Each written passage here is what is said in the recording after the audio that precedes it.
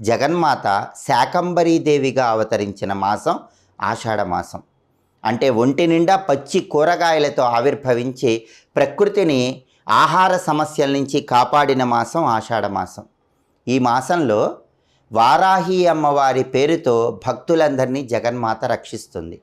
జగన్మాత అద్భుతమైన అనుగ్రహం కలగాలంటే ఈ మాసంలో ప్రతి ఇంట్లో కూడా మహిళామణులు ఒక్కరోజైనా వారాహి కందదీపాన్ని వెలిగించాలి. ఆ వారాహి కందదీపం అనేది మీ ఇంట్లో సభ్యులందరికీ అఖండ రాజయోగాన్ని కలిగింపజేస్తుంది.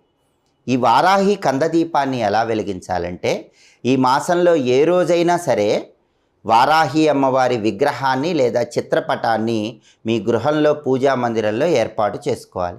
విగ్రహానికి నియమాలు ఎక్కువ ఉంటాయి కాబట్టి సాధ్యమైనంత వరకు చిత్రపటాన్ని ఏర్పాటు చేసుకోవటం మంచిది.